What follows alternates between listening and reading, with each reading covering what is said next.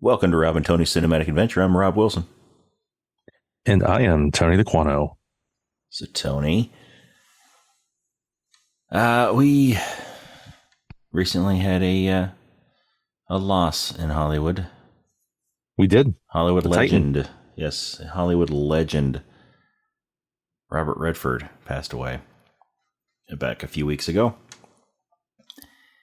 And so let's talk about one of his movies. Yeah, I think that's appropriate. I do too. Because, as everyone knows, we do like to do a little tribute episode to certain actors and actresses who may have passed away. And so here's one for Robert Redford. This one was kind of a tough one to figure out, right? Because he's definitely the majority of his career was kind of before, of our time, so to speak. Mm-hmm. He made most of his mark really like the late 60s to early 80s. Yeah. He directed a few things after that. We could have gone with one of the movies he directed. We could have. I didn't really even, never really brought that up. Yeah. But by the time we were really kind of, being aware of movies and TV and media, like he had mostly taken a step back for movies. Yeah. Right. I mean, and he was still a legend. He was producing and he was doing his Hollywood thing. Yeah, and he was starring in the occasional movie when we were growing up. Right. But, and then he had Sundance going on. Right? He was really devoted to Sundance. But yeah, most of his most well-known movies are really from before we were born, or like right around time we were born, like the Natural, right? It was 1984, right? Mm-hmm.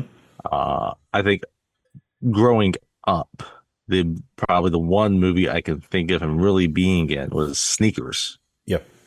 And that's not the movie we're doing. No, we considered it, but we did consider it. And it's not the movie that's probably the last major role he had, right? Which would be The Winter Soldier. Mm-hmm. Yes. But which we didn't really consider. In that one, he plays the villain. So that one plays the villain. That one wasn't really like part of the conversation. And I would think we should definitely do that movie someday because it's a great movie. And I would prefer to do the first Avenger before we did Winter Soldier. I would too. As yes, well. I would think that would be a better way to do it too.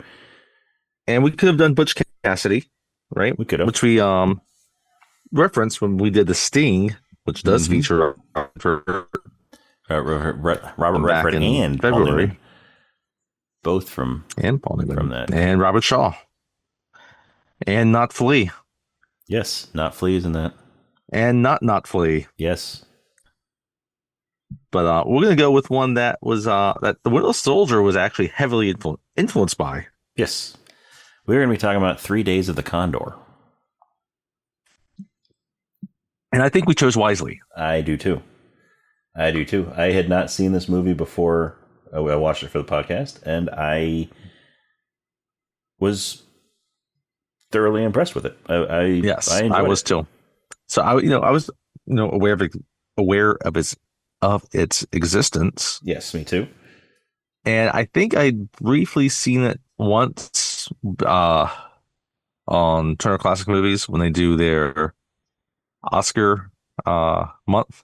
Because it was nominated for Best Editing, was its one nomination. But I never had a chance to actually watch it the entire way through.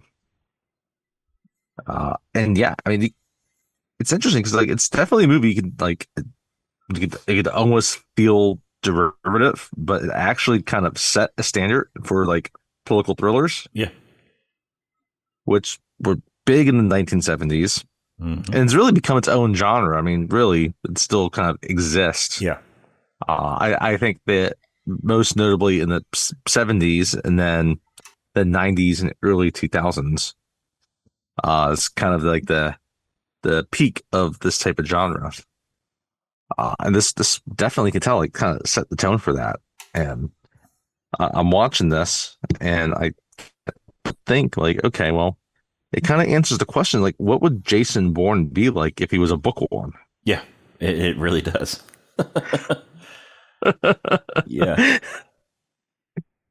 And the other thing I enjoyed about watching it was that it felt appropriate for what we've been for several of the movies that we've seen lately, because there's a Mac 10 with a Yes. suppressor in this Yes, movie. I was going to mention that too.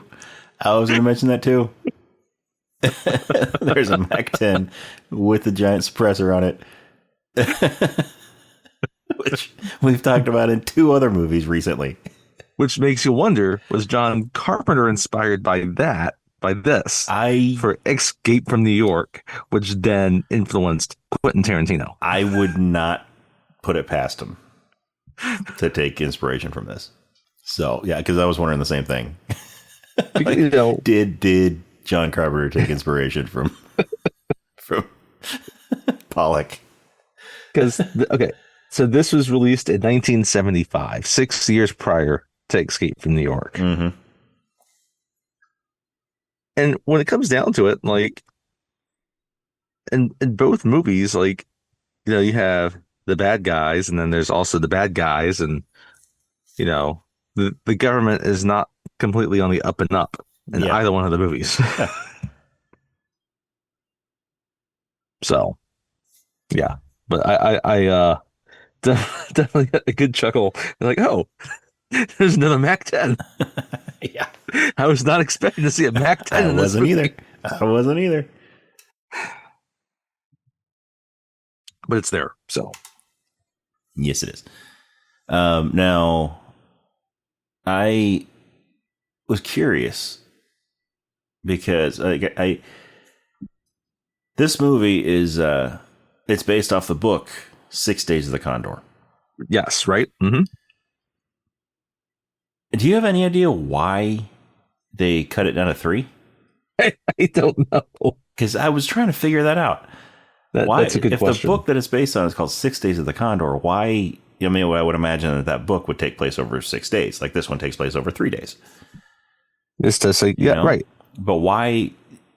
Just trying to cut it down to like a movie length or what? Because you could still fit 6 days in a 2-hour movie. You could easily, yeah, this easily could have. It's funny because like even this movie, like most of this movie takes place over that first day, Yeah, right? yeah, it does. And you could still easily just have bits and pieces of what happens over this next several days, and then you get the climax and the ending or the denouement Mm-hmm. for the last, that fifth or sixth day easily. Yeah. That was written by James Grady, by the way, which is, I guess, his most notable work. But he's generally, well regarded. And I've never read it, but yeah, I thought when I saw that, it's like that's interesting that they changed 3 days to 6 days, and 6 days to 3 days. Excuse me. Yeah. Apparently, the other thing about that one mostly takes place in Washington D.C., Okay. where this mostly takes place in New York, and then there's a few scenes in D.C. Right. But with that, yeah, I mean that. Yeah, I get that. You can easily change locale, Yeah. as it fits, and especially because New York can be a lot more cinematic in some ways. Yeah. I mean, granted, you New can York get shots of DC. New York is a very camera-friendly city. I mean, we even get the World Trade Center again. Yeah. Like they filmed some of this movie in the World Trade Center. Yeah. Like the World Trade Center is a CIA outpost in this movie. Yes, which I love. The New York office is in the World Trade Center. Mm-hmm. Yeah, I mean they have other offices also around, but it's right there. They're in there, and this is 1975. I mean the World Trade Center at this point's what 2 years old, probably. When they're filming this movie. Like it's a brand new buildings. Yeah, but yeah. So but no, I really enjoyed this movie. I really enjoyed it. It's the direction is nice and taut. It's good. It's tight. Like the editing, we mentioned the editing was nominated for best at the Oscars, and yeah, it deserves it. I mean, it's a 2-hour movie, which I think is a really good length for this. It doesn't get too long, right? Yeah. But it's also not too short. And the music's great, and there's so much 70s aesthetic in it. Yeah. but not in a way that's like distracting. It's like it has No, that aesthetic because it's the yeah, it's 70s. 70s, but yeah, and it has the same 70s aesthetic as like Superman. Right. Yes, You know, exactly. the 1978 Superman. It was made in the 70s, so of course it's 70s, but it's not like it's trying to shove the 70s down your throat. It's more or less timeless. It's It was mindful just that made it in the wants to be 70s. timeless, right? And you have the whole Watergate kind of hovering over this, obviously, especially if you were watching it then. Yeah. But even if you're not aware of that now, if you're let's say you're at college and decide to pick this up and you don't know a whole lot about Watergate and America in the 70s, you could still really enjoy this movie because it's the direction's great, the acting's great, the story is really, really good. It just hooks you pretty much from the start, and you just go for the ride for the next 2 hours. Yeah. And like I said, it's funny. Like we got Cliff Robertson's in this movie, Faye Dunaway, Max von Sydow is in this movie, Yes. which I don't think I realized. I knew Faye Dunaway was in it, but I don't think like Max von Sydow was in this movie. Max von Sydow is great in this movie. He is, yeah. He's so good in this. And I think one of the brilliant things about it is because, like, okay, so well, we'll get into it, but there's like these shifting allegiances Yeah. of different people. Yeah. And it's all just a game, and it's but it's very good. Yes, it is. Yes, it is. It's definitely worth watching if you haven't seen it. I would agree. And like I said, Sidney Pollack directed it, right? Which, Yep. directed Tootsie, directed Out of Africa. So there's only one, other than this, I think there's only one Sidney Pollack movie I've actually seen all the way through, and that was Sabrina. Okay. Right, he did Sabrina. Like, talk about Harrison, like, kind of still during Harrison Ford's heyday when all of a sudden he started doing like romantic comedies. Yeah. I mean, I've seen a good chunk, probably most of The Firm, but I haven't seen it all the way through. Right. Well, The Firm's a good one. I'm glad he brought that up because like that's another good example of kind of in the 90s you started getting like these political thrillers again, like in the John Grisham type of Tom Clancy type of mold. And The Firm is one that kind of sticks out in my mind. I didn't see it. I remember my brother had seen it, and my brother had the book.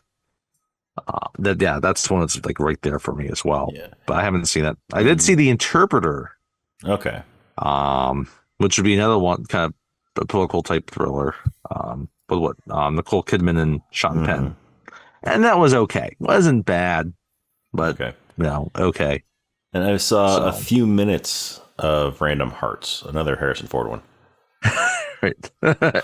I do remember that one. Was it Kristen Scott Thomas? Yeah. Yeah. I remember my family had rented it or something. I think they rented it back when it first came out on DVD. Rented it, and then I was in the room for a few minutes of it. Then I went and did something else. Yeah, that was the one where he and Kristen Scott Thomas discover that his wife and her husband were having an affair. Yeah. And then they died in a plane crash. Yeah. Serves you right. Yeah. Spoiler alert for Random Hearts.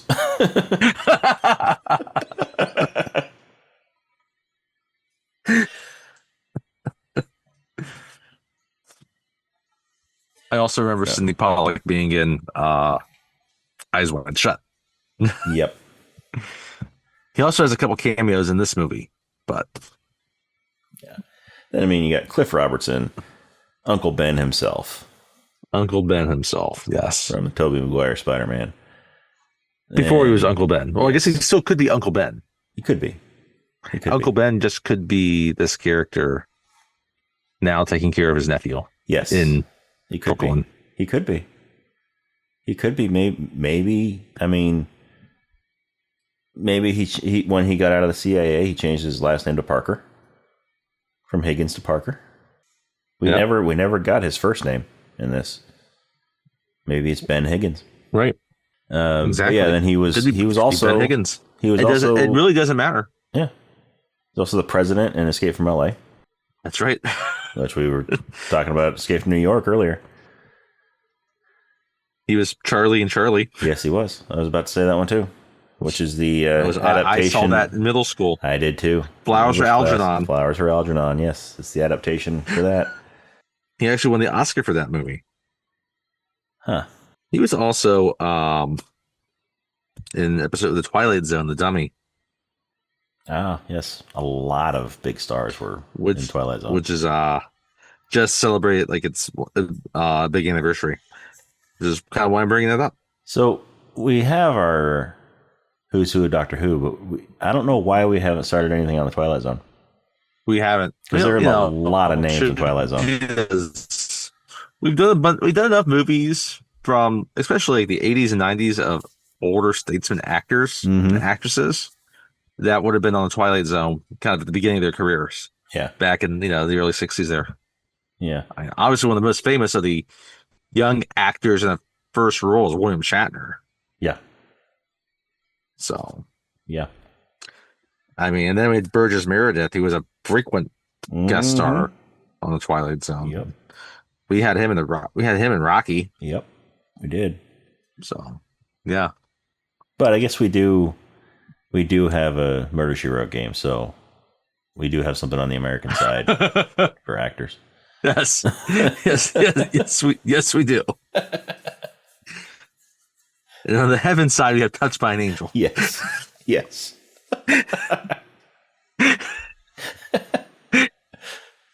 When you walk down the road. Oh, Della Reese.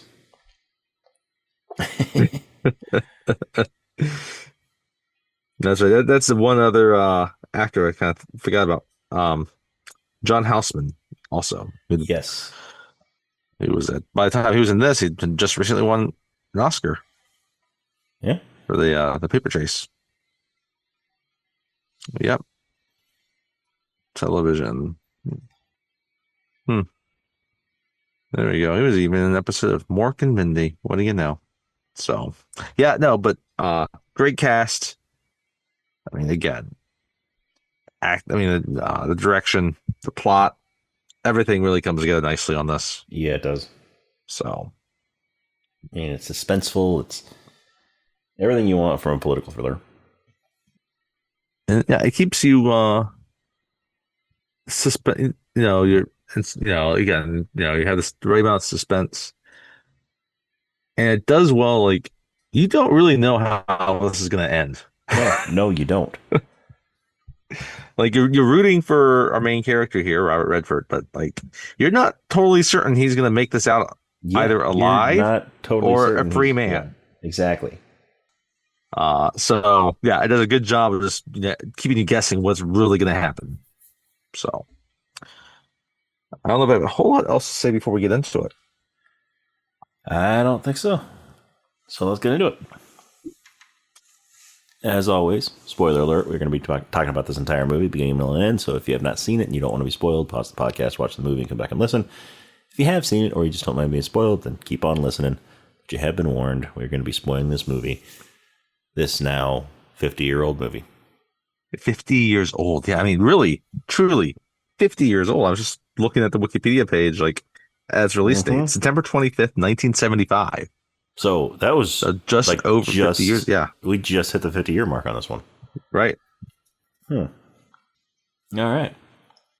Well, it's nice to go back to the 70s again, also. We haven't done that since The Sting, I think. Yeah. Right? So, because Superman 2 was 1980. Yeah. Right. True. Yeah, I think Sting was the last 70s movie. Escape from New York was 1981. So. Yep. Yeah, it's nice to be back in the 70s. I like when we kind of 70s had some good movies. Take a step back. Oh yeah, great decade for movies, without a doubt. And again, Robert Redford was part of that, which is again why I think it's appropriate that we're doing one of his a movie of his from that time period. Yeah, back when he was truly a major star. which is why they cast him here, because he has that quality of him to be enough of an everyman that you can buy him into this role. Yeah. As we're about to find out about why you need that. Another one of those kind of not wrong. Well, he does get wrongfully accused, I guess, also, but yeah. So 50 years. 50 years. And again, and I love, again, it's the movie starts with just nice 70s music, right? And starts right like it's like an old a printer from the 70s, just printing off line by line, things, and the credits kind of go over that with the music, because again, it's the 70s, and I like the font style too of these credits. Yes. It's like the old 70s computer font. Yeah, it is. It fits with what's happening. Yeah. And right now, as far as it's just a typical office building. What exactly they're printing, you don't know. You're assuming it's a government building, and so it's kind of going through the different rooms in this building. And there's a bunch of books. Yes, a bunch of books. And people, walking around doing different things, doing like different jobs and stuff. And then it shows an empty office that belongs to Joseph Taylor. Robert Redford's character. Mm-hmm. Yes. And he's got a poster of Einstein. Joe Turner, not Taylor. Joe Turner, Turner. Joseph Turner, but he goes by Joe. Mm-hmm. We'll get to the Condor report shortly. Yeah. But there's like a chair in there. He's got his desk and computer. And then there's an Einstein poster, the one where there's an Einstein poster up on the wall. Now here's what I noticed right away in here. Okay. That I don't know. I'm trying to figure out why someone with the CIA would position it this way, but the desk is facing away from the door. Yes, towards the window. Yes. Maybe it's just, my history with law enforcement or, various training that I've had or whatever, or just knowledge about different areas of the like that. But it's a very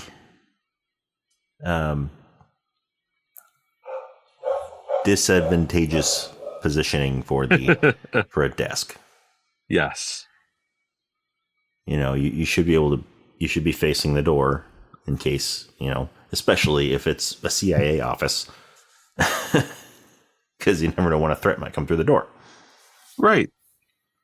Yeah, you don't know. If your back's turned to it, it would be very easy for them to sneak up on you. Yeah. And, with what happens later, here, other people. What happens here, it's a good thing he's not in his office when it happens. Otherwise, it's a very good thing he's not in his office. Yeah, no, I just thought that was odd that we'll get to that his back is turned to the door if he's sitting at that desk. Yes.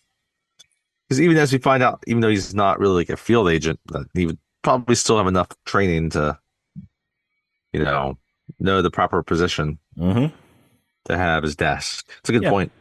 Especially since, it's established that he was in the military also. Yes, it was. Mm-hmm. So, that's standard for the military also. Mm-hmm. No one, anyway, so, goes to the office, and we start seeing a few other people there. They're working. They got see the different computers and, all the classic kind of 70s looking computers, large computers, and a processing thing. And there's recorders. Yeah. And it's raining outside. It's like pouring. Yes. And we see this older guy. He seems like he's probably the head of this office. I guess it's not Dr. Lappy. I guess it's not raining yet. It's not raining. No, it's not raining yet. It's not raining yet. Not, right? Yeah, because this guy, Dr. Lappy, it seems like he's the head of the office, and he's asking where Mr. Turner is. They say, he's not in yet, right?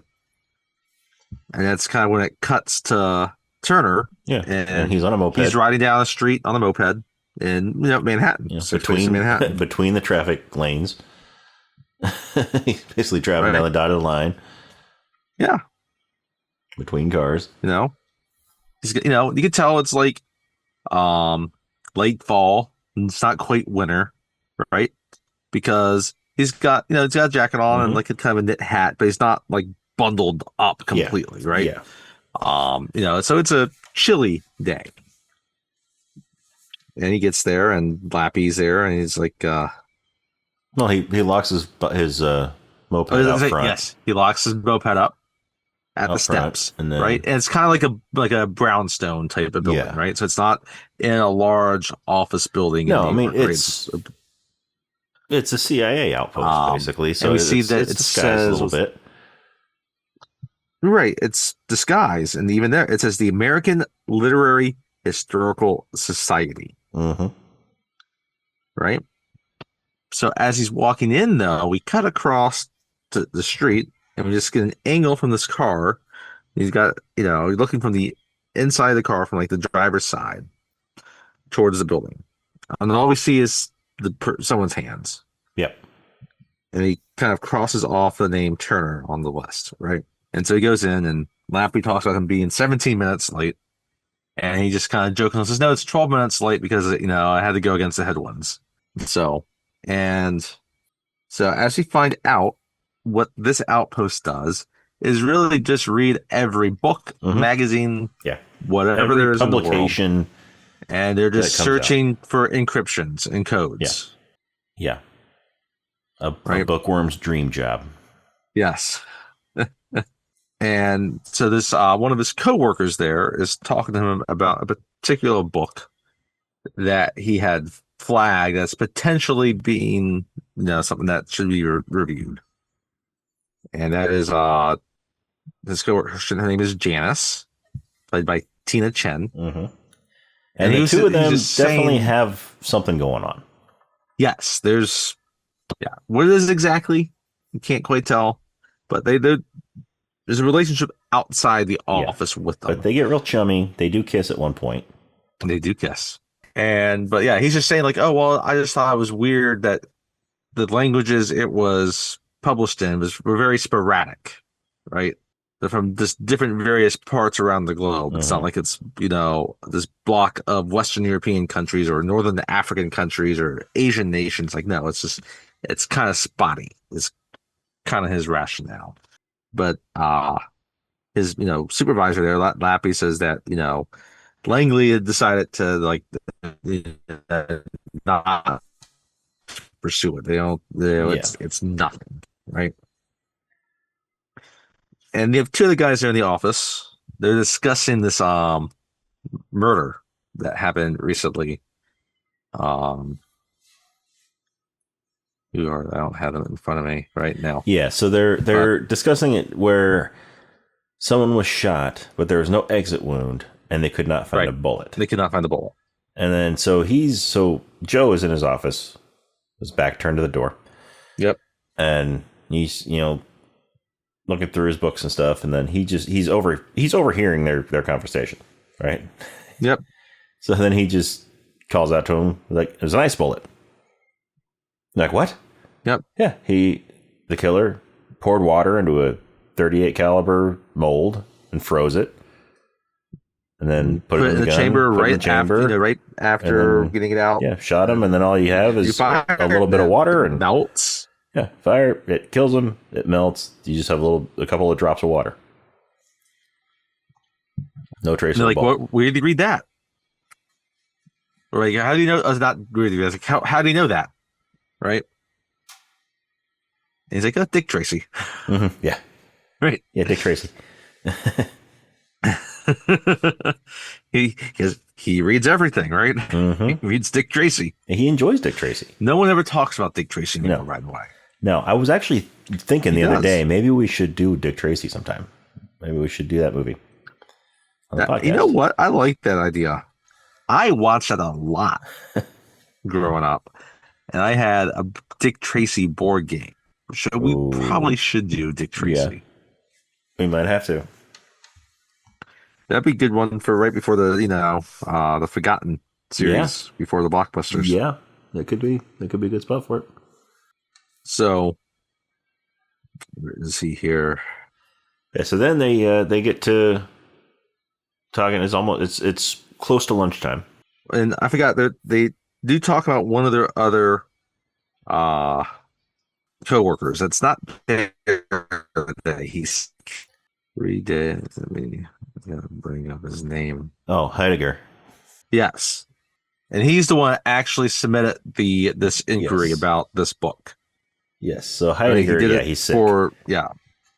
but yeah, he sent this off for Joe. Yeah. Yeah. Right. He, So yeah, now, he like you sent said, Joe's report it's about this book. Yeah. getting close to lunchtime, and they give you a sense. Like we've talked about most of the people in this building.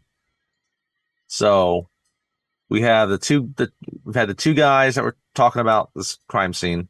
We have um Janice, it's 3. Mm-hmm. We got Dr. Lappy is 4, right? And there's 2 other people in the office to stay, right? You have kind of the secretary who is at the front, the one that's facing the front door, Mm-hmm.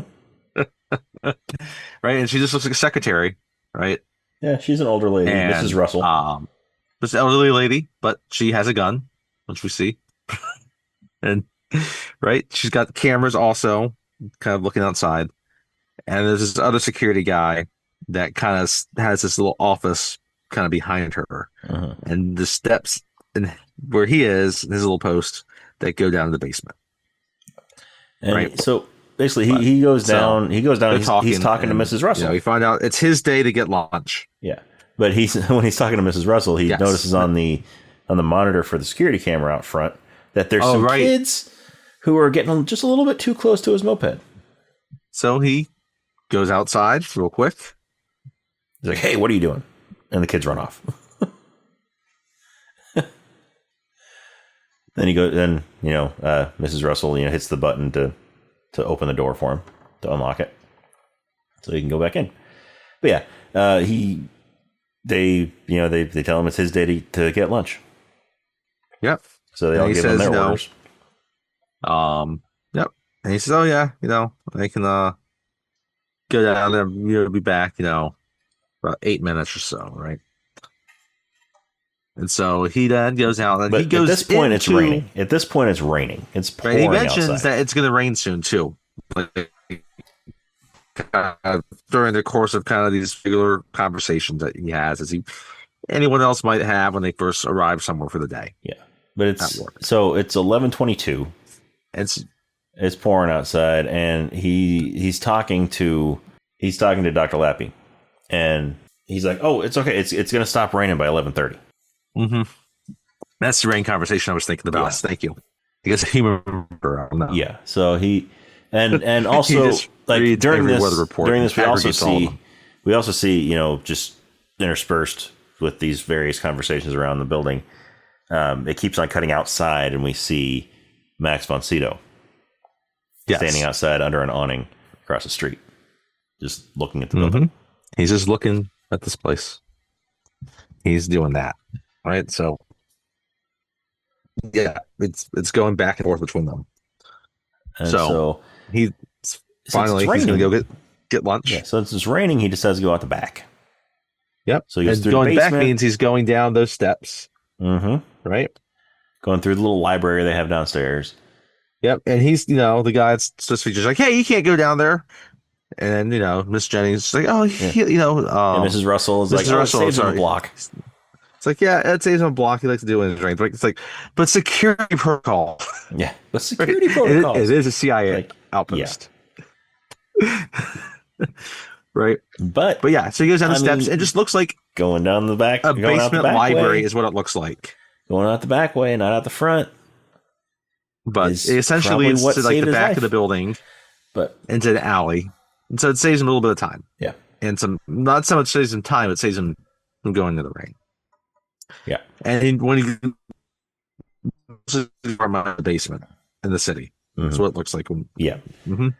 So, it exits out into an alley and all that. So he's out there. He, pulls his jacket up over his head So he's running through the rain, so he doesn't get his perfect Robert Redford hair wet.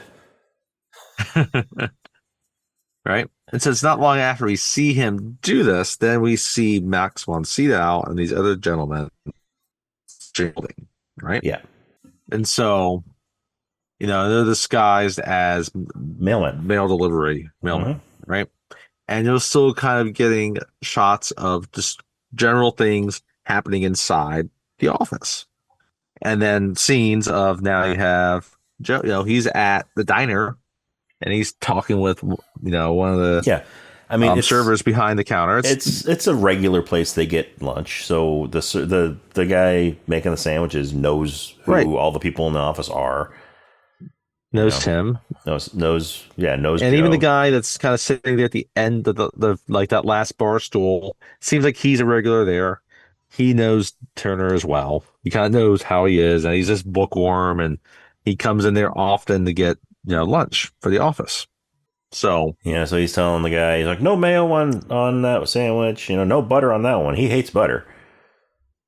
You know how he is with butter, right? Yeah, very very typical conversation about what one might have about coworkers ordering lunch. They have specific requests. And finally, kind of as he's finishing this up, we cut back, obviously, to the office. And now, they ring the bell, right? And she sees, mailmen. Yeah. She sees it. She sees nothing wrong at first. Yeah. So Mrs. Russell. She lets them in. And they come in, and the mailman has a MAC-10 with a giant silencer on it. Which he shoots her at point blank range. Yes. Shoots a little old lady. She gets blowing back. Yeah. They blow away an old lady. Yeah. With a MAC-10 in this movie. Yeah. And she still has a cigarette in her hand. And it falls onto her chest. And it's still smoking. Like, the smoke is still coming off of the cigarette. Yeah. Right. This is the 70s. She's smoking. It's a freshly lit cigarette. Right. And so then they start working their way. They get start working their way room by security room. guy. He gets shot in the back. Mm-hmm. Dr. Lappy, he's kind of coming down the steps. Because when the opening atrium of this place, there's this winding stairwell on the right-hand side that goes up. Yeah. And so he's kind of walking down when this is happening, and they shoot him. Right? And then they get upstairs. They get one of the other guys kind of sitting at his desk. The other one's been in the bathroom, like John Travolta. Mm-hmm. And, he comes out of the bathroom, sees what's going on, and runs back into the bathroom, and they shoot through the door and hit him. And then he, falls into the shower, into the tub. So then the last one we have is Tracy. Janice. There's a Janice. Yeah, then they go to Janice, and she's standing by the window first. Yep, and so her back's there, and she's searching through some papers. So rather than just shooting her in the back like they did everybody else, they actually get her attention and they tell her to move away from the window. Yes, because can't have a lady being shot in front of a window and accidentally falls out of it, right? Or bullets missing her and hitting the window, or going through her and through the window, right? And alerting people outside that something's going on inside this building. That tends to cause a scene. Yeah. Yeah. So, at first she doesn't do it. She doesn't move over. She's trying to tell him, so, hey, whatever you want, take it. I won't scream. I won't let anybody know that you're here. But yeah, they eventually, they get her to move over in front of the wall, and then they shoot her. Yes. And so then they go into Turner's office, and nobody's in there. No one's there. So they're like, okay, we must have gotten empty everybody. chair, empty desk. And, they were counting on him being there because they saw him go in. Mm-hmm. Right? But they don't wait around. They don't wait around. They don't wait around. They leave. They're professionals. Yep. So they go back out the front. So they go out the front. Turner then comes back in. He doesn't go back down, right? No, because it stopped raining by now.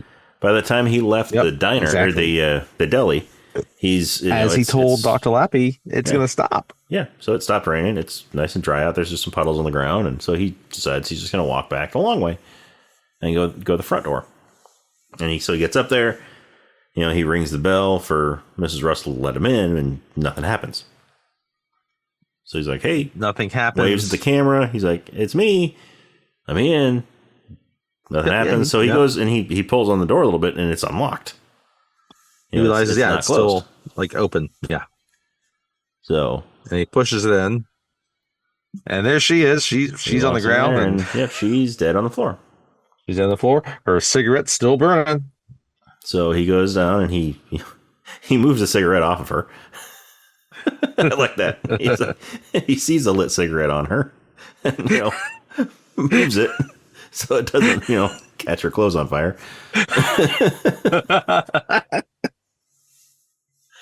And then he, reaches into the drawer. He opens the drawer that's at her desk, and there's a 1911 in there.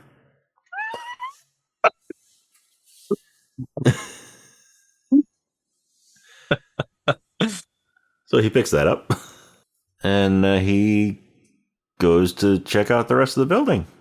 And he discovers everybody. Yeah. And, he doesn't know what to make of it. He's confused, but he knows he can't stay there. So before he noticed Mrs. Russell on the ground, he just noticed that she wasn't sitting in her chair because the desk was blocking her laying on the ground. Yes. Right. And he walked up and he saw the other security guard, the other security guy, like in the back room laying on the floor. Yeah. And he's like, hey, what are you doing? He's just sleeping. Are you playing dead again? Meanwhile, the guy's got bullet holes in his back. And then he looks over and he sees Mrs. Russell on the floor. And then he's like, oh, yes. You're not playing dead. You're actually dead. So he gets the gun out of the drawer, and he starts going upstairs, sees Dr. Lappy like laying down about halfway up the staircase.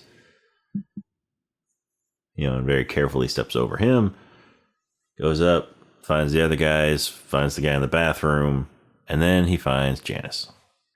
And he's most upset about Janice. And again, you can tell here, he's definitely affected by it. That yes, not that he didn't, no, not that he didn't like the other people. Everybody else, it's just he had a special relationship with Janice. There was some connection there that they had, but he realizes he has to go. He can't stick around. Yeah. So he goes. He's still got the gun, and he goes. And he's going to get his moped, but he realizes he should leave that. Yeah. Right. So he leaves that chained up, and he starts runs, kind of running away. Starts running away. He sees one lady with a stroller. Yeah. And he's walking towards her, but he kind of gets freaked out, right? Because she starts reaching down to the stroller. And she just looks real sketchy. And so he goes the other way. Yeah. So he goes the other way, and we never actually see if it's actually a baby in the stroller or not. Which I like that they keep it a mystery. She kind of reaches down in there. I think she's on the up and up. Looks at him and then kind of. Maybe she's not. Yeah. Maybe if he had kept walking, maybe she would have pulled a gun on him and killed him. Because we don't see her again in this movie. No, I don't. That does not mean that she's not part of this conspiracy. Yeah. Yeah. She very well could be. Yeah. So then he gets to a payphone. And he calls the New York office. Yep. And they have like a emergency hotline in case, there's right. And some guy answers this phone and he's in front of this huge map. Yeah. For this huge map. And he's kind of at the call board and he brings it in and they had to go through the whole thing where he says his name and then he has to do his ID. Yeah. Right. His code name. His code name, which is Condor. But he's got to sit there and think about it for a minute. He's like, oh yeah, it's Condor. Right. And so I was like, okay. And then, the guy matches it up to know what division he is in and everything. I said, wow, he's right here in New York. Right. And so he gives some kind of directions of what he needs to do. Right. Because Turner, he wants to know what to do right away. Because, right. He's not a field agent. But they're like, no, we'll contact DC. We'll get them to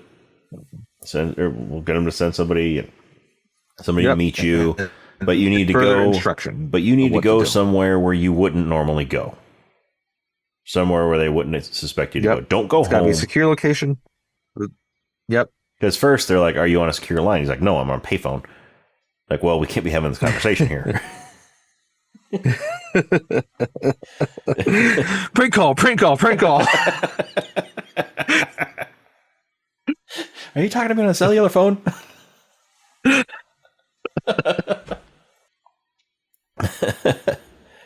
So anyway, so he tells him, go somewhere where you wouldn't go. Yep. So you get these scenes that kind of get interspersed where, the CIA is trying to, they're getting the backstory on him, and they send in a unit to check out the field office that he's in. And they confirm, like, yeah, they're all dead in there. Right? Mm-hmm. And so they're passing this info along with each other. And then you just get him. He's just kind of running through New York, and he finally ends up at the Guggenheim, Yeah. right? And then he ran into Joker while he was going around and splashing paint on all the art.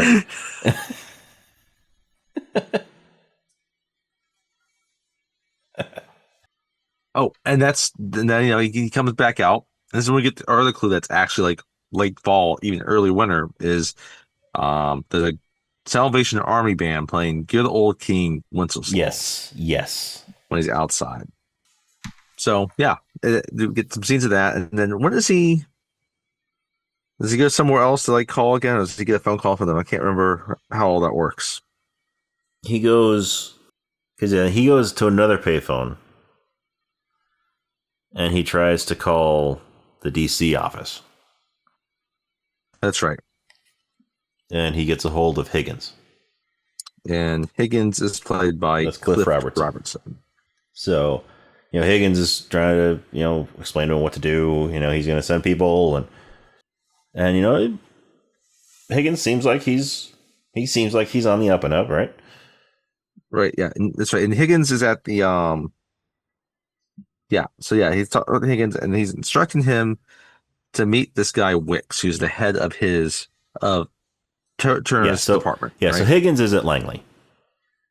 Yes. He's the main Langley office in Virginia. And yeah, so he tells him to meet with Wicks. And Wicks is the head of the New York office. And they're gonna meet at the tell him to meet by this hotel in this alley.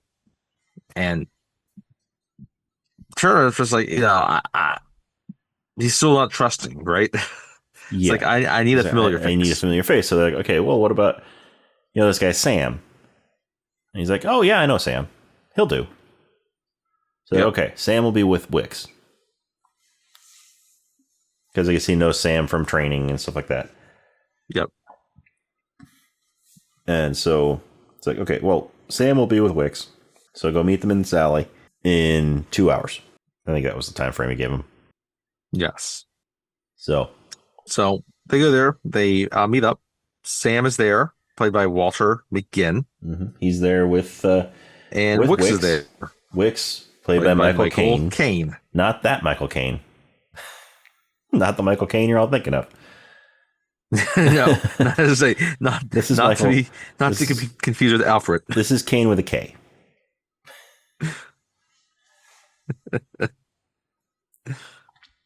But yeah, so they're in the alley, and Joe walks up to the end of the alley and he looks down and he sees Sam, so he calls out to him. And Sam turns and he's like, hey, there he is. There he is, come on. And then Wicks pulls a gun and shoots at Joe. And Sam's not expecting this. Yeah, Sam does not know that he's being used as part of this trap. Yeah. So Sam's like, what are you doing? He's on our side. He's with us. And so then Wicks, once he misses Joe a couple of times, then Joe shoots back. Joe pulls out that .45 and he shoots back and he hits Wicks in the hip. Was it in the hip or was it in the chest? Yep.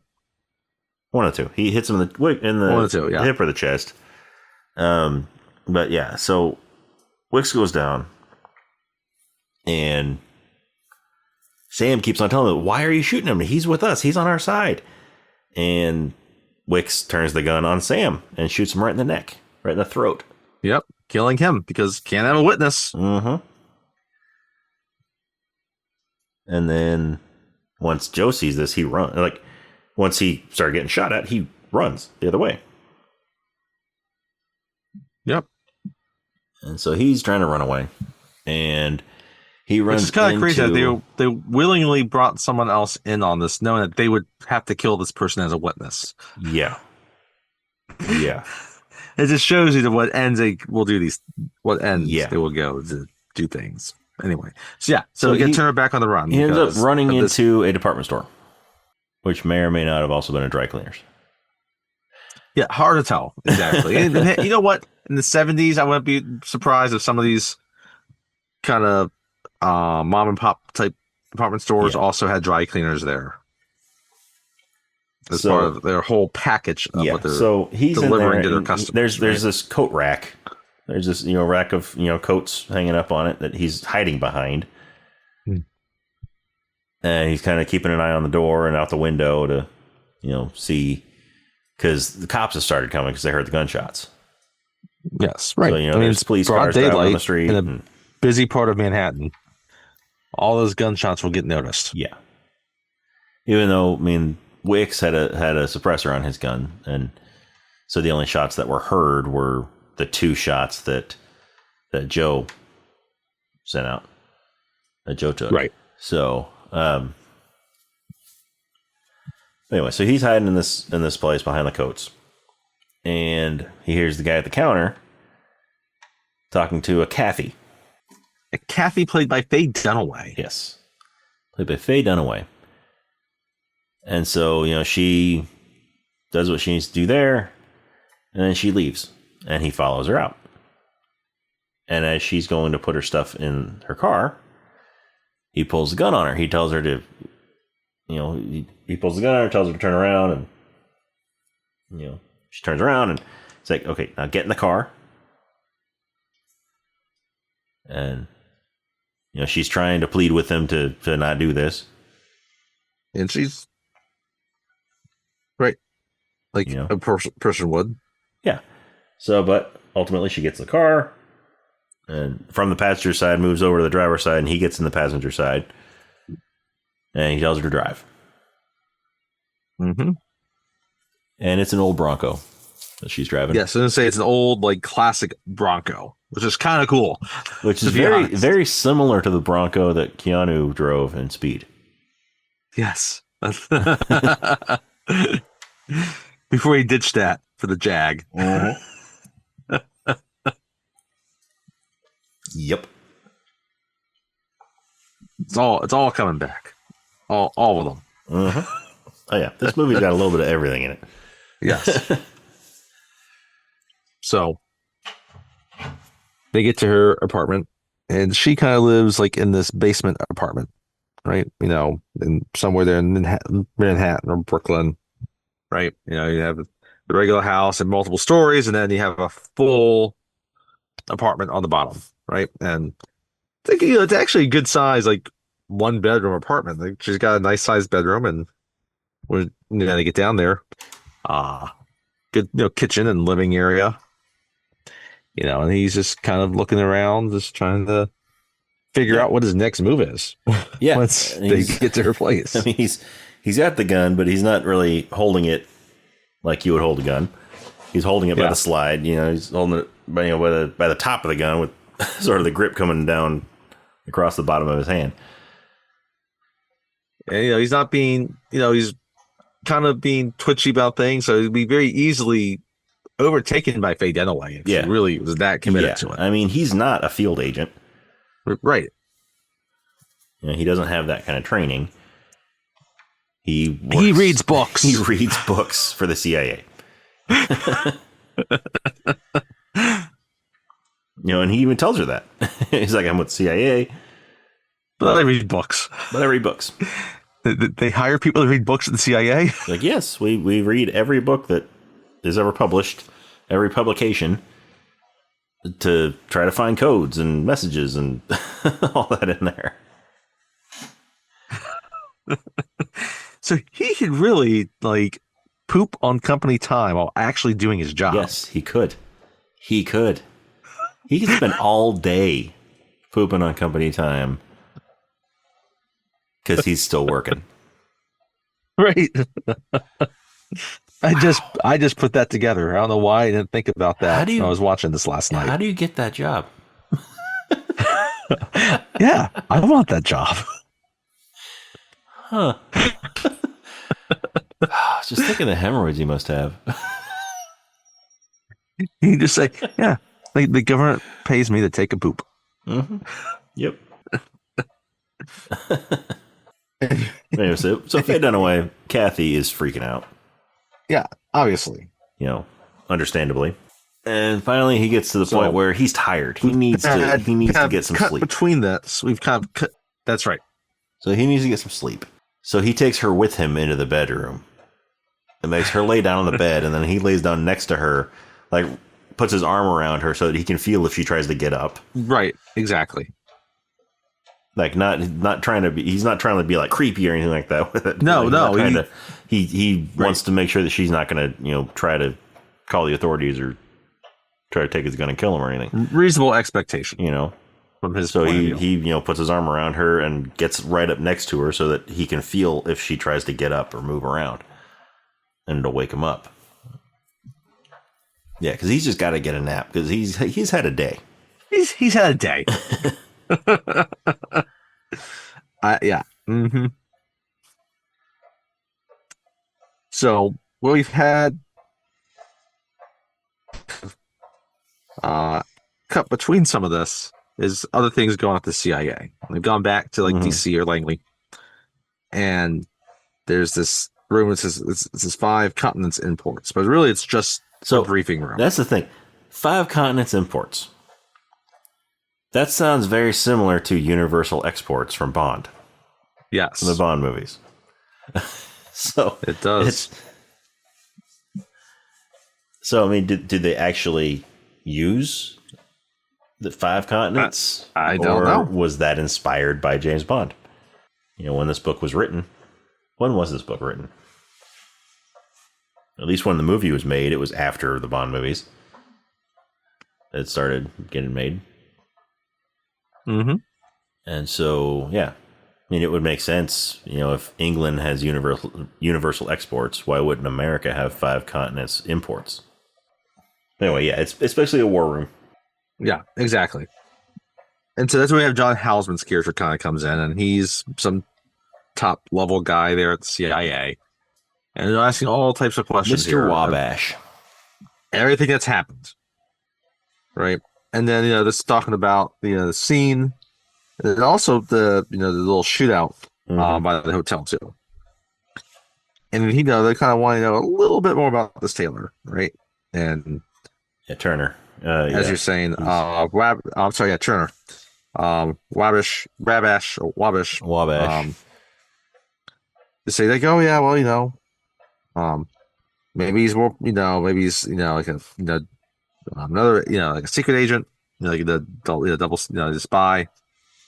Yeah, but he killed one man and put another in the hospital. Right.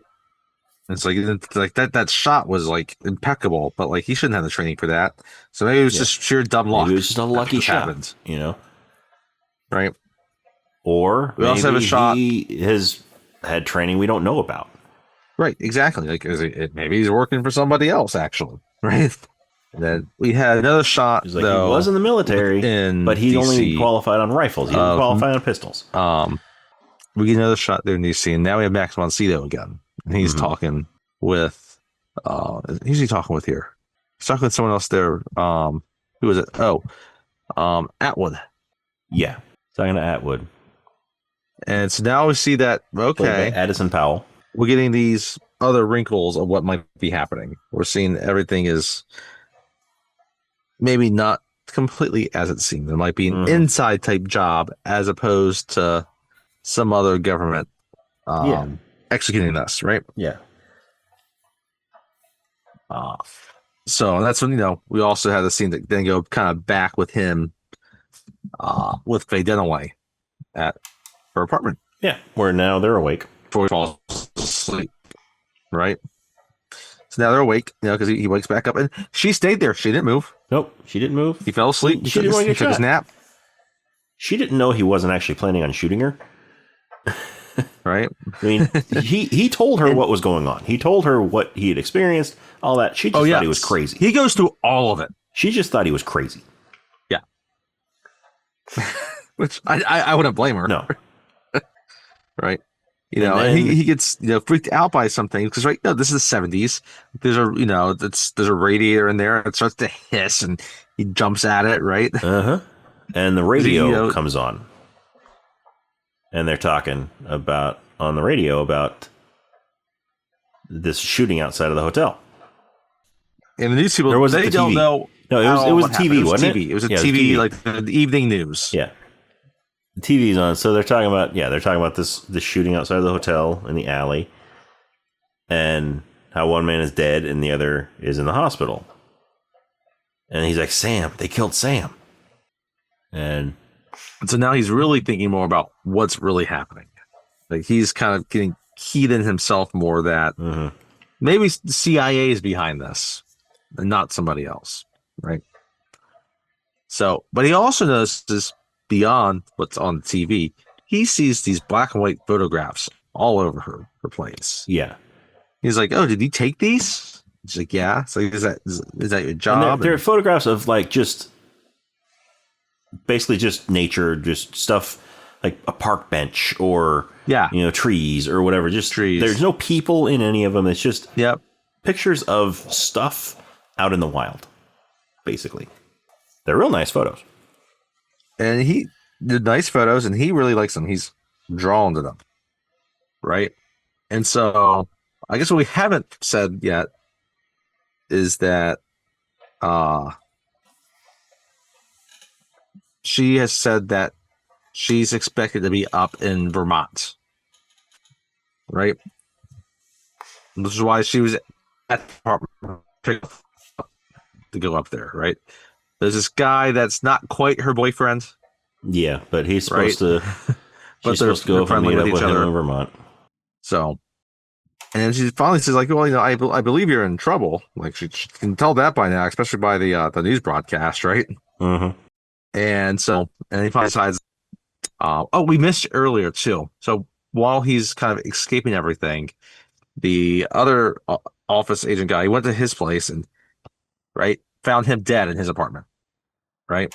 Yes. And you have this whole sequence where he rings, the bell, the number, and it doesn't answer. This was before he went to the store, before he met up with Kathy. Gets buzzed in, and he goes up. Yes. And then, so the Max von Sydow guys come and be right after him, essentially. Yeah. So he goes to Heidegger's apartment, opens the door, and Heidegger's dead. And so then he leaves because he hears them come in. But the guy that buzzed him in comes out and says, like, hey, did he buzz me? And the two guys that are down there, they're like, no, we didn't. Go back inside. And they're like, oh, no, not you, him. He's like, I wasn't talking to you. And he's trying to tell him, be quiet. He's like, be quiet. Right? Yeah. And we also get to see when he does go back to his apartment, right? And like either like his landlady or a neighbor was talking about these guys that were looking for him, right? So he does. He definitely should not have gone back to his apartment. But he gets the point then now where he realizes that, okay, well, he has to go and kind of whose place does he go to? I'm trying to remember that aspect of it. Yeah, so he's kind of Barbara. That's right. Who is Barbara? Barbara was one of the guys in his group, wasn't it? That's right. Yes. Oh no, that's right. That was Sam. That's right. So yeah, goes back. Yeah. So when does this happen? Yeah, Sam. Barber. So he leaves. Yeah, is the guy. Yeah, he goes back to Sam's place. He first he the guy, Kathy's friend, calls, and he's that's right. that you can't make it. He calls, and she's like, "Oh, I can't make it. Like, something came up." And he's like, "But I had something come up. Different things planned," which means he was thinking about sex. Because he's not happy. I mean, why else would he invite her to Vermont?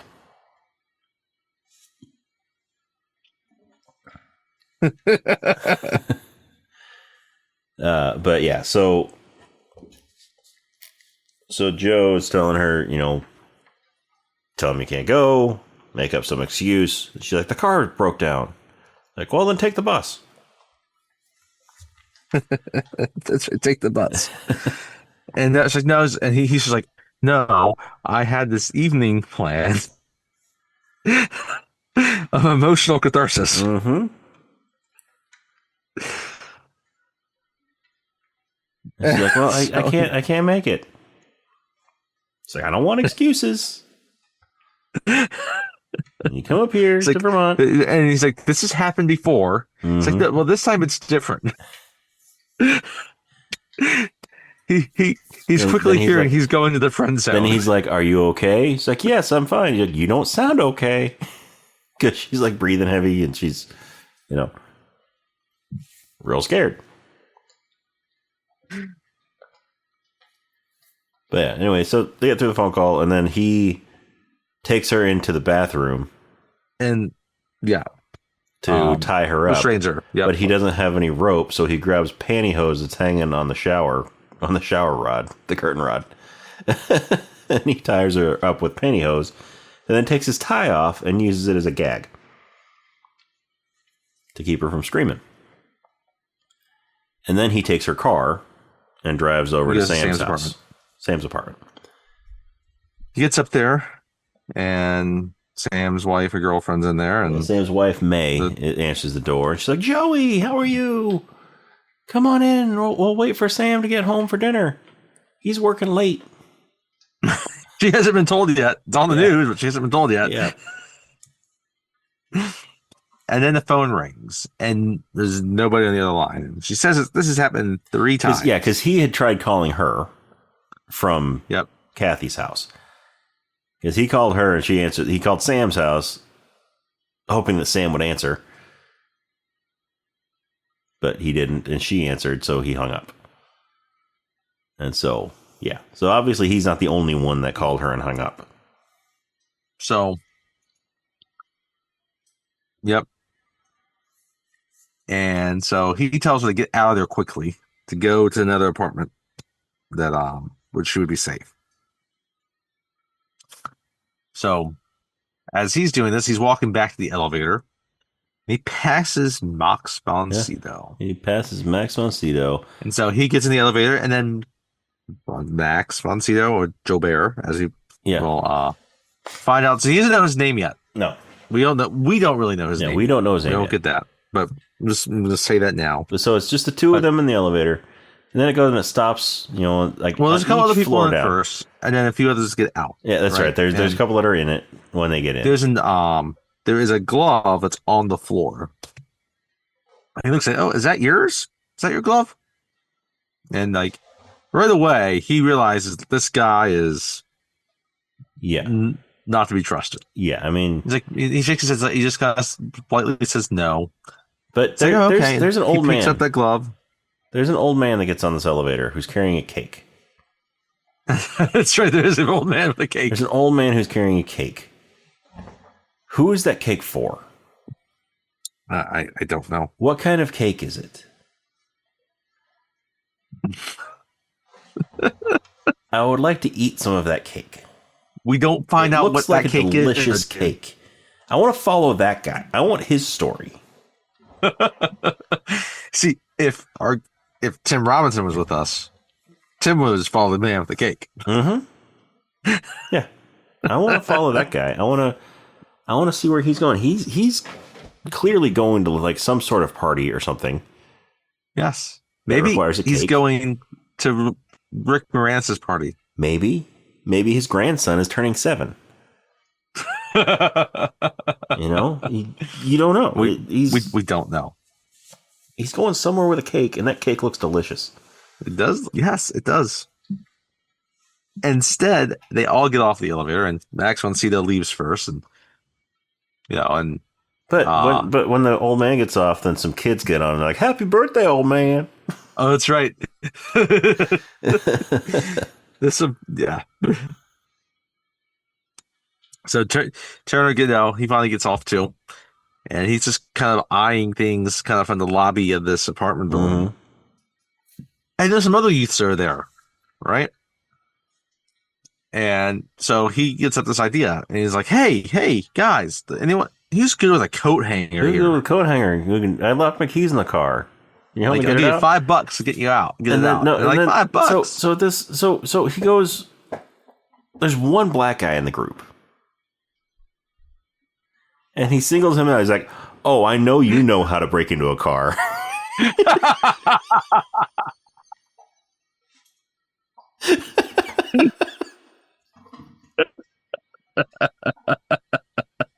He's like, "You've broken into a car before, haven't you?" He's like, "Yeah." I'm sure you've been to county before, brothers. Really? Do you have to?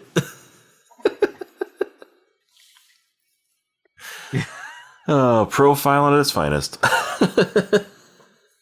Anyway, his idea is to get everybody to follow him, though, and basically create a big shield. Yeah, so he offers the guy $5 to break into his car. And sure enough, they all go outside with him. This big group, and he gets out, and Max von Sydow, he's sitting, from across the parking lot, ready to shoot at him, but he can't get a clear sight. Nope. Right? Nope. And so he has to abandon his mission. Yep. I don't know why he didn't just kill him in the elevator. I don't either. Because there was a time when they were alone in the elevator. There was. Now, I mean, yeah, it runs the risk of, when the doors open, is there going to be somebody on the other side of the door?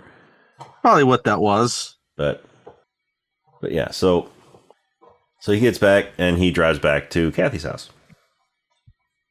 Right, but not before Max von Sydow is able to get a read on the license plate. Yes. On the Bronco. Yes. So, and then she's still tied up there. She hasn't escaped. She's where he left her. Right. So he takes the gag off, gets his tie, and then she's still tied up. Yep. I'm trying to remember, because when he walks in, the phone is ringing. So was this when her gentleman caller called? I can't remember. It might have been here. Might have been earlier. Yeah, either way, here or there, it was. Yeah, I think this is actually when it happened, because she was still tied up because he was holding the phone. Oh no! Yes, this is it here. Sorry. Yes, I have a note. It just says he wanted sex. Mm-hmm. Mm-hmm. Yeah, he did. Yeah, he did. Mm-hmm. He did. That's why he was so indignant. But at this point, Kathy is really, really getting a bad case of Stockholm syndrome.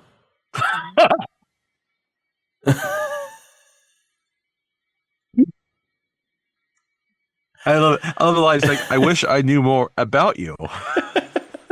She's getting a bad case of Stockholm syndrome here. Because he has done nothing to get her to trust him. And all of a sudden, nothing. She wants to help him. She wants to do everything for him. No. Yeah, no. Mm-hmm. And even to the point where they end up taking advantage of that whole Stockholm syndrome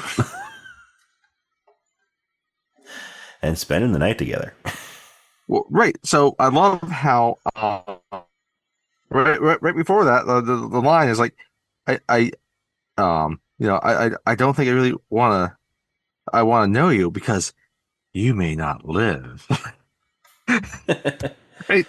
Yeah. So this may be my last night. Like, so they why haven't you? They have sex. And then, yeah, it gets sexy quick. They get it on. And this is probably the bizarrest part of the movie Like, because there is jazz music and they're getting it on. yeah, It's sensual. it's It like there's these full. weird cuts of their faces. It's like a full on. It's like a cross between the Terminator emotional catharsis scene and Team America.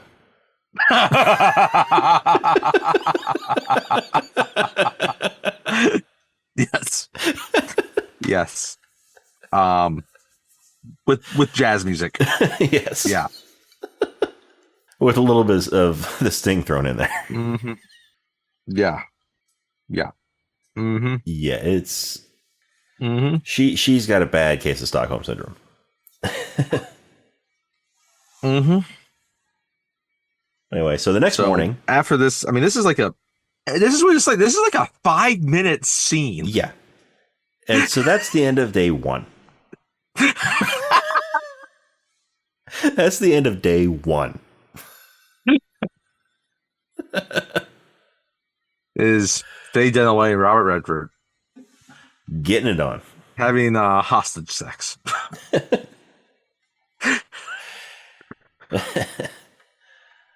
So the next morning they wake up. Mm-hmm. Day one's it. And he wakes up and he's having a dream as he wakes up, and it's back to the alley, and he's kind of reliving that scene, and he's kind of piecing it all together slowly. That this was an inside job. Yeah, everything that happens, and then so he's there. He's sitting at the the bar, the kitchen bar there. He's got a percolator, coffee machine, pot, the stove. And he's reading his papers. That's when Faye Dunaway walks out. It's like, you had bad dreams. It's like, who's Janice? She's jealous already of some guy. Of a dead woman. A dead woman. He's calling her name out after they've done the deed. Yeah. Right?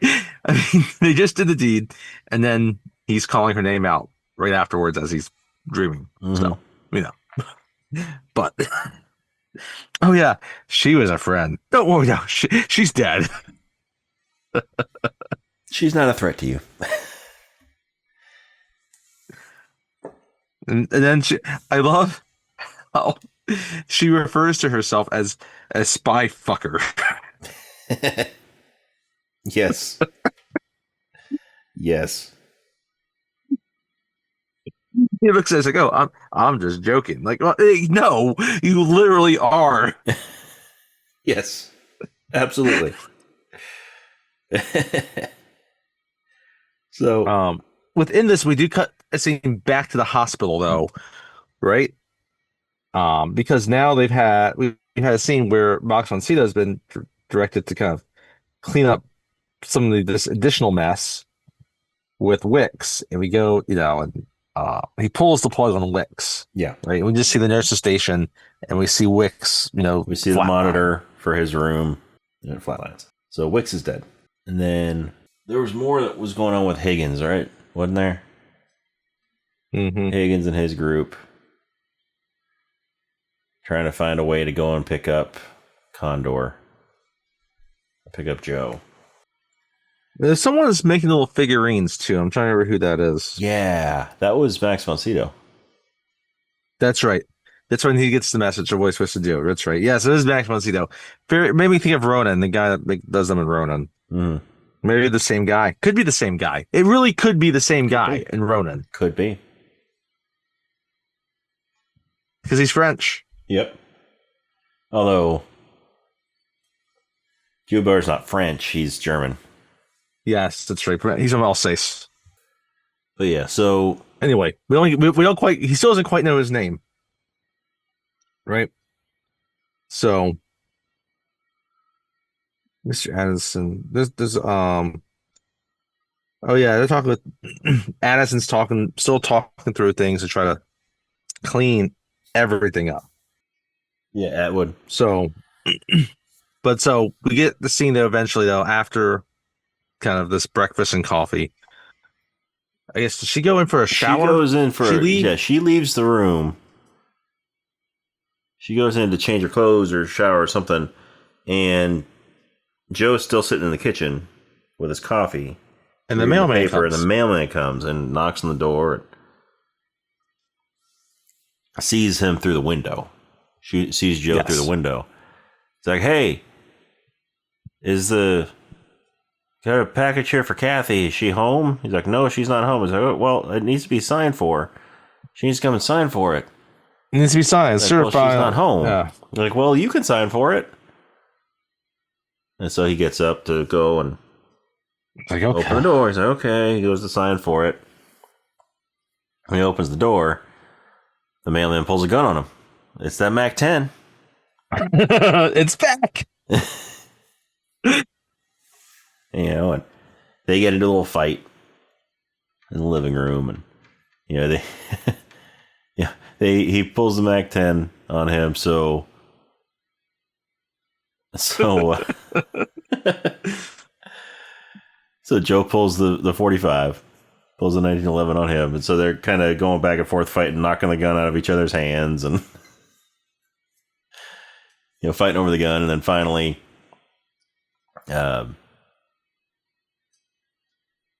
does Kathy come out? She comes out at this point while they're still fighting. While they're still fighting. I don't remember if she came out while they're fighting or after. Anyway, yeah, so she hits him on the head. Yes, that's right. She hits him. She hits the mailman on the head and knocks him down. And that's when Joe takes the opportunity to grab the Mac 10 and shoot the mailman. What happened to don't shoot the messenger? I mean, don't know. Come on. We had the messenger cured in Beer Fest recently. Yep. Don't shoot the messenger. I still don't get why they kill him. I don't either. But hey, we get a funny scene from it. So anyway. Yeah. So but then that's when does Joe Bear call there, or I'm trying to remember because there's so he finds in the mailman's pocket he finds a piece of paper with some numbers written on it.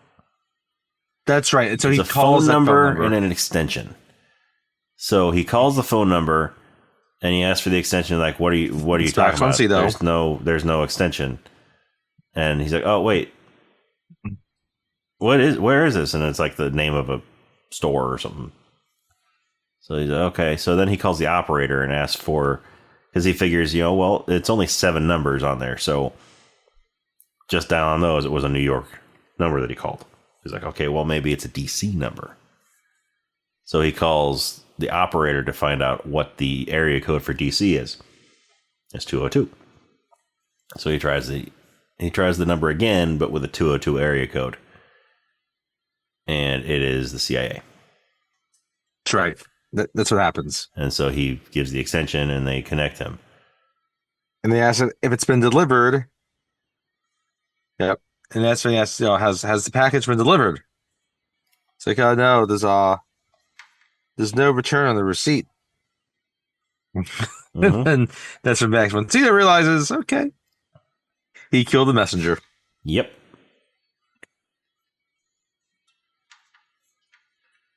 So Joe and Kathy cook up a plan. Because Joe has been in contact with Higgins. Yeah, Higgins right now is still in New York. He's hanging out at the office in New York at the World Trade Center. Yeah. Higgins has come up from DC. Yep. Or from Langley. And he's at the World Trade Center. And so they get in Kathy's car and drive up to the World Trade Center. And Joe sends Kathy in there to apply for a job. And so she goes up to turn in her application. And they tell her to go and see what's the name? Starts with a C. Anyway. Down the hall, first door on the left. So she walks down there, she sees the door, and keeps on walking until she gets up to Higgins' office. And she opens up the door there. Right. And Higgins is sitting at his desk, and he looks up and he sees her, and she's like, "Oh, I'm turning in a job application." And he's like, "Oh, you want to go see that other guy?" And so she's like, "Okay." So she leaves, and she goes back down to the car. And then Higgins is at lunch. Yep, he's eating his lunch in a little restaurant. It's a little restaurant, deli type of thing, and he's sitting at his thing, and that's when... And she comes and sits down at his table. She's like, "Hey, remember me?" And is that when Joe shows up there, or is she bringing out Joe? How does that happen? I'm trying to remember. She says that Joe is there with her, so he follows her out. That's right. She takes him outside, and then Joe meets them there. So they get Higgins into the car and drive to the beach. And they have a conversation. Yeah. And he talks about this German guy, maybe on the border of France, and it's like, oh yeah, it's Joe Bear. Yeah, he's sometimes we use him. He used to work for the company. He used to work for the company. Now he used to work for the company. Now he's freelance. Now he's an independent contractor. He's a freelancer. So sometimes we'll hire him for certain things. Sometimes other people hire him. But yeah, so he's representing someone right now here and he realizes that the message that he intercepted was not meant to be discovered, and so they had to eliminate all traces of it. Yeah, the message that Joe intercepted. Yes, it's all about this. It's all about this report that was submitted on behalf of Joe. Now they're taking care of that. And so they decided that everyone at that office needs to be eliminated. And so somebody hired Max von Sydow to do it. Right. And it's like, well, I didn't order it, I don't know who did. Someone did though. And it's like, and that's when he's like, okay, well, I guess why is everybody so shy? There's another CIA inside the CIA, right? Yeah. People working different things off the books, right? This entire idea, and there was someone did off the books that wasn't authorized necessarily, but they went ahead and did it, and then it was kind of discovered. And so, you gotta eliminate the people involved. Okay, so Joe decides he wants to go and talk to Wicks, and Higgins tells him Wicks is dead. I was just over there. He's dead. Which means, so he's not going to give you any information. He's thinking now this at this point he thinks the company probably hired him to get rid of Wicks because Wicks was an embarrassment. He made this get too public. Mm-hmm. Right. So his idea is he needs to get in contact now with Joe Bear and find out what's happening there. So. Oh, and also in the pocket, in the mailman's pocket, he found a key. So he's going to use with the number 819 on it. Yep. And so he's trying to figure out where that key goes. So he goes to a locksmith.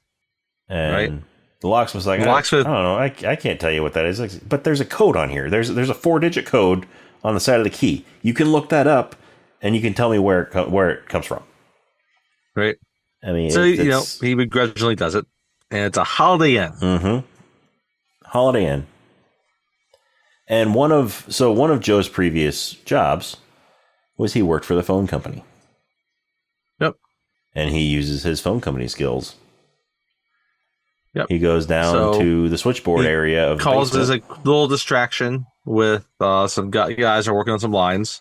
Mm-hmm. Right? So you can kind of sneak into the van, and he gets kind of a telephone worker's outfit on. Yeah. And he goes to the switchboard, right? Switchboard, but this definitely dates it here. Yeah. Switchboards. Yeah, so he's hooking his little phone up to room 819, and he calls it, and Max von Sydow answers. And he tells him who he is. And then he has a tape recorder also. Yes. So he's recording because once he tells Max von Sydow who he is, then von Sydow makes another call. He hangs up the phone and makes another call. But since Joe is still hooked up to it, he's hooked up to the switchboard, he can he's able to record the tone of the different Okay. the different numbers he pushes. The different numbers he pushes. Okay. So for those that aren't familiar with touch tone phones, Each number has a different tone. it used to be, so you had the old rotary style, right? Mhm. Where you would put your finger in the little rotary for the Yeah. number, right? And you would turn it. Then you had the touch tone where you would push a button for 1 or 2 or Mhm. 3 or 4 or 5, whatever it was, but each one had its own tone. So if you recorded it, you could find out what number someone might have called. Yeah. I'm sure, you know what? I could probably look on my own phone. I'm sure Yeah. most phones today, there's a sound setting where if you Mhm. dial a number, would have those tones. Yeah. So, Yeah. So anyway, so after Max Mosito makes this other phone call, then Joe calls the CIA tone department. the CIA tone department. I love that. To find out what number he dialed, what phone number he dialed. So, it asks for the tone, so he plays back the recording, and it tells him what numbers those tones belong to. So he's got a phone number. Yep. He goes to Leonard Atwood So he goes from there in to Chevy Chase, Maryland. Yes, Leonard Atwood in Chevy Chase, Maryland. So he goes to Atwood's house, and he's waiting for him. Waiting for him in his office, like in his study. And Atwood is he's the deputy director of operation, right? Yeah. So he's one of the highest up there. He's overseeing all the operations, regardless of what it is. For the CIA. Oh, and particularly in the Middle East. Yes. So not every Particularly operation, in the Middle East. Middle East operations. Yes. So he's sitting at Atwood's desk, and he is just blasting. He's blasting the record music. player. Yeah. And Atwood hears the music, and he comes downstairs. He's like, "What's going on?" And Joe is sitting there with the gun. He's like, "Come in here." Very casually. We need to talk. And so he gets, Atwood to sit down. He gets up, and Atwood sits down, and he starts asking him questions. Starts asking Atwood these questions. Why did you have my office killed? Why are you coming after me? Why did you hire Joe Bear, to come after us? And then Atwood starts talking about, the different areas in the Middle East where he's in charge of operations and all that. And Joe puts 2 and 2 together. He's like, "This is for oil." Oil. Yep. It's like, it's oil fields. And like what happens and particularly the idea of the operations were like, well, it's contingency type plans in case certain, actions end up happening. So you seize the oil fields, and then you try to have to develop a plan about what might happen in such an event. Yeah. And your report shed a light on this, on what we were doing. So that's why we had your office killed, and why we're after you, because your report basically brought out what we are secretly doing for oil. And then Joe Bear shows up. Yep. And Atwood is confirming all of Turner's suspicions about this. And Joe Bear shows up. Right. And there's a little conversation happening between kind of the three of them because, Turner's a little bit surprised to see him. Atwood's also surprised to see him. Yeah, right? At this point, it's pretty late at night. Yeah, it's late. Late. Atwood was night. Sleeping. It's probably 2-3 o'clock in the morning. Maybe 1. Yeah, so the very beginning of the third day. Yes, the very beginning of the third day. And before he left, he saw Faye Dunaway off and tell her to go back out to Vermont. Yes. She leaves to go there. So she goes north, he goes south. Right? Because we don't see her again, by the way. Spoiler alert for the rest of this movie. We do. We do? That's what we do. That's right. We do. Because we see her at the bus station. That's right. Was the bus station before Atwood's house? I think it's before this. Okay. I think that. So I anyway, think that. Okay. Bus So station yeah, scene's before right he goes to this. Atwood's house, then he meets up with Faye Dunaway at the bus station, where she's going to go to Vermont, and so he sees her off, and then he goes to Atwood's house. So yeah, she's not in the movie anymore. She's in Vermont with what's his name. And now, who knows what happens now, because is she still attached to Turner? Yeah. And this other guy's just not going to cut it now, or she's going to ask him, like, I mean, how Stockholm about syndrome you can be pretty pretend strong. to, Take me hostage, seize me and take me hostage. And first, what so we're going to do is basically you're going to take a Joe- nap with your arm around me. You're going to tell me with a gun that you got to be holding a gun. Basically, And Joe later- unlocked a whole new fetish for her.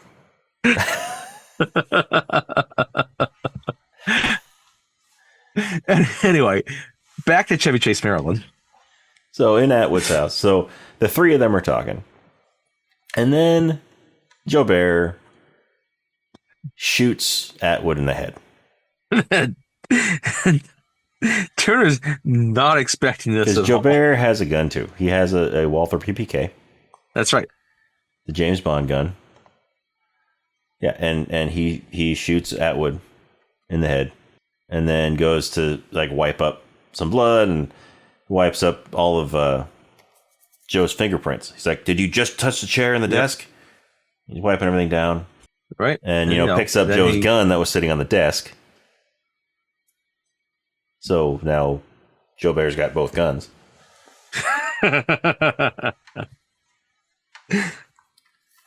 And then he's telling him that I don't have to kill you. Right, because now someone higher up in the CIA had to clean things up a little bit more. Yeah. So higher up in the CIA had to clean things up a little more, which is why Atwood's dead now. Yep, I'm no longer So I'm no longer above Atwood. I'm no longer trying to kill you. So they walk outside. Not today. They walk outside of Joe Bear's car. He makes it look like it's a suicide, and they walk outside. And now I love all of a sudden Max von Sydow is being very friendly with him. It's like, hey, you That's right. He does make it look like you it's can become a suicide. hitman like me. Yeah, because he does make it look like suicide because he puts his gun, the Walter, in Atwood's hand. Yes. And then leaves. And so he asks if Joe needs a ride because he's got his car out there. It's like, you could take me to the Union Station. Yeah, it's like, can you take me to the Union Station because I'm going to go back to New York. It's like, and Joe Bear's like, that's the last place you want to go right now. They're gonna come just after because you. I not assigned you to kill you right now. They might still try to kill you. Yeah. Like, so going back to New York is the last place you should be going right now. He's like, well, could you take me to Union Station? You can do what I do. Yeah, you can do what you can go and you can be an assassin. You're pretty good. I've seen you. You're smart. You got good instincts. I mean, it's all those books he's reading. Right, exactly. He's read up on how to properly do all of this. Yeah. So Joe Bear takes him to the Union Station. He ended up getting around the Union Station. And later in the day when the sun's up, well into the third day. Oh, but he does say before they get in the car, Joe Bear does tell him, because he says he's not going to be the assassin. He rejects that. Yeah. But Joe Bear warns him that the CIA is still going to try to eliminate him. Right? And then be careful with trusted acquaintances. Yes. They'll leave the door open. They'll come to you and they'll call out from the car. They'll leave the door open. He's like, one day you'll be walking and a car will pull up and the door will open up and it will be someone you know. And they'll come out and greet you and they'll leave the door open. And then they'll kill you. And then he gives him his gun back. Yes. Very polite. Yeah. Max von Sydow is very polite in this movie. Yes. He kills people, yes. But he's polite. Yeah. So, but yeah, now we're back in New York. Because he still goes to New York because he's got plans. Mm-hmm. He's got plans. And he contacts Higgins. Yep. And they're going to meet near Times Square. And Higgins kind of confirms, like, yeah, the whole thing with the oil field is a contingency game. But it was approved, it was done without formal CIA approval. Mm-hmm. And there's a car nearby. There's a car nearby that Joe notices. And so he wants to walk the opposite direction. Yeah, he wants to walk the opposite direction. They start walking the opposite way. And Higgins allows it. He tells Higgins, walk 2 to 3 steps or 3 to 4 steps ahead of me. Because I may or may not have a 45 in one of my pockets. He's got both hands in his pockets. Exactly. And they're casually walking. They're walking, and then the car is just inching behind him, just following him. And he's like, wave the car forward. And so Higgins waves the car, and the car drives forward, drives in front of him. And they stop, and they're talking some more. And Higgins is like, you may have won this time, but they're going to keep coming after you. Right. And then, there's a line, here where he talks about, like, you think you're telling the truth because you're not telling an actual lie. Something to that effect. So real quick, back to the last conversation with Jobert. So he goes through the whole, one day you'll be walking and they'll come in the car and all that. And then when he hands his gun back to him, Joe is like, what's this for? He's like, it's for that day. That's right. Yes, it is. Right. Yes. So they're all on that day. Mm-hmm. And it's not necessarily needed. But he's like, so this is for that day when that happens. So Higgins is talking. He's like, he's defending these plans, and it's even hiding, cleaning up to make sure that they don't get leaked out necessarily. And he's saying, it's like, yeah, well, there could be oil shortages, economic crises, and people will just accept the harsh measures so that, gas prices don't get too high. They don't have these, shortages that you can power a house, things like that, right? Yeah. To keep their lives comfortable. Is like, who knows what it is? Like right now, it's oil. In the future, it could be money. It could be, something else, like just different things. But right now, it's oil. And so they're talking, and again, Redford, or Thomas is, he's upset about all of this. And what's the line that he uses next on this? I'm trying to figure out the exact lines that happen. I know what happens. Yeah. That's right. And he's like, no, you're about to become a very lonely man. Yeah. Right? No, before that, that happens. No, so the lonely man happens after that. And Charles like, is that really all true? Well, let's find out. And then he kind of looks behind them because they're kind of facing each other as they're having this conversation. He turns around and he looks, and you see the headquarters for the New York Times. Yes, that's right. It's like I turned this whole story into them. Yep. I told them. And Higgins everything. Like, you stupid son of a bitch. Mm-hmm. You're going to be a very lonely man after this because no one's going to touch this at all. Yeah. It's like, are you sure? Like, nobody's going to touch this. They're not going to publish that story. It's like, I think they will. Like, I think they will. They'll print it. I was like, there's no way they're going to print that. Right. And Higgins just says back, and that's when Charles decides to start walking away, and Higgins just responds, how do you know? And then we cut back to Turner, and he's just walking, and we freeze frame. Mm-hmm. And that's the end of the movie. That's the end of the movie. Credits are Which I love that, like, it's so open-ended. Yes, they leave it ambiguous. Like, is he going to turn any number of things could potentially happen after this? Yeah. Does he turn it in? Did they print it? Did they print it and he dies? Does he walk around the corner and get shot I mean, it's I mean, we don't know where that car there's went. so many ways, and there's no real clues to any of it. And this is, like you said, it is super ambiguous. Or do they print it and That's it. it's out there? Does he go back to Vermont and there's nothing hook they up can with do. Faye Dunaway again? Maybe. I don't know. There's so many ways this could go. And I think it's a really, really great ending. It is. It really is. And yeah, I mean, yeah, they could have put a more definitive end on it, but I don't know if that would really work all that well, or at least as well as this ambiguous one does. I agree. I was thinking about this last night as I was kind of brushing my teeth before going to bed after watching it, and then thinking about it again this morning. I yeah, they could have done a definitive ending, but I'm glad they didn't. Yeah, me too. I think this was the perfect ending for this movie.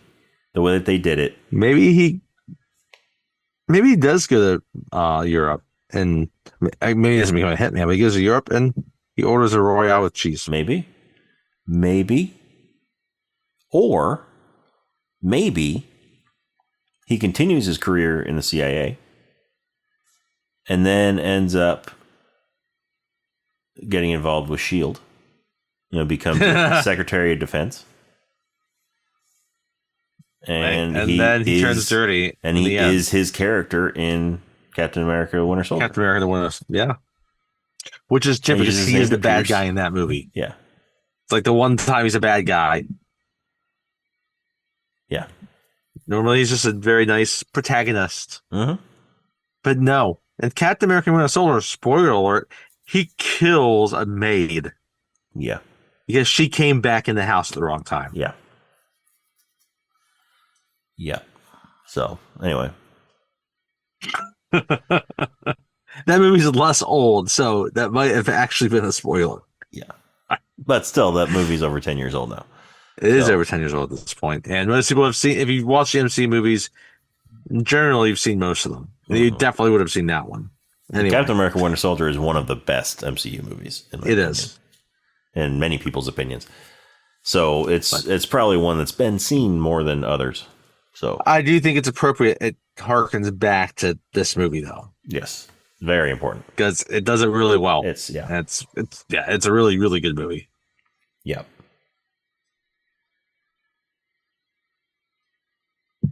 But yeah, that's the end of that's 3 Doors to Condor. 3 Days of the Condor. Excellent movie. I really enjoyed this one. I really enjoyed it. I would highly recommend it. I would too. It's it's very, very good. And it's pretty fast paced too. Oh yes, yeah. It's very fast paced. Like I was outside of the giving time for Robert Redford and Faye Dunaway to get it on. Mm-hmm. Even then, they keep that boogie going. I paused it, and I could have sworn that I had only been watching it for like 25, maybe 30 minutes. It was like 54 minutes into the movie. Yeah. Wow. I did not realize it made it this far into this movie already.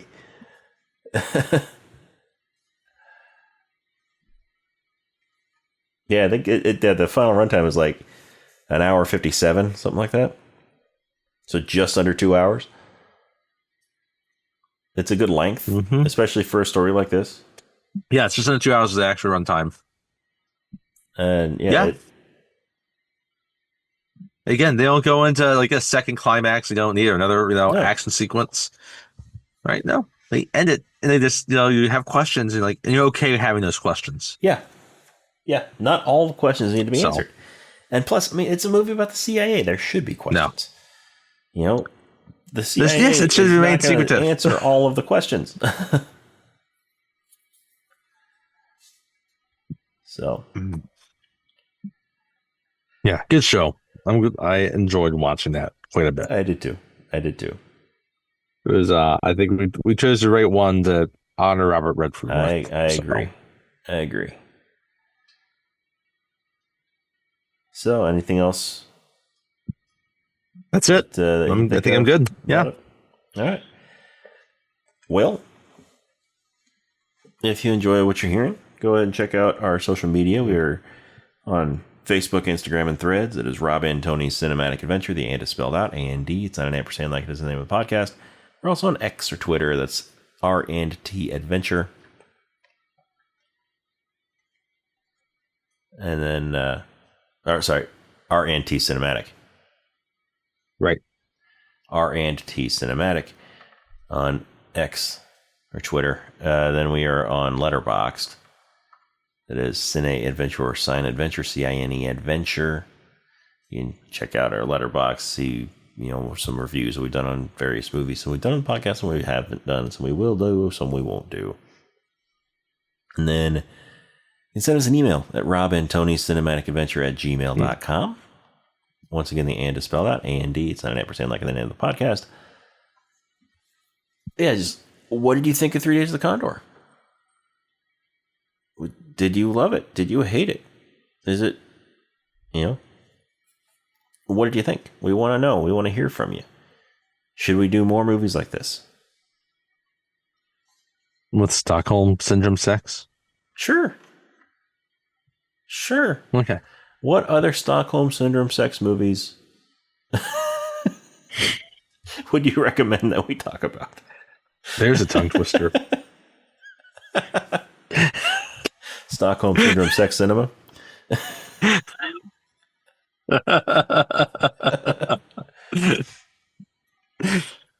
Anyway, yeah, so we want to hear from you. Reach out to us.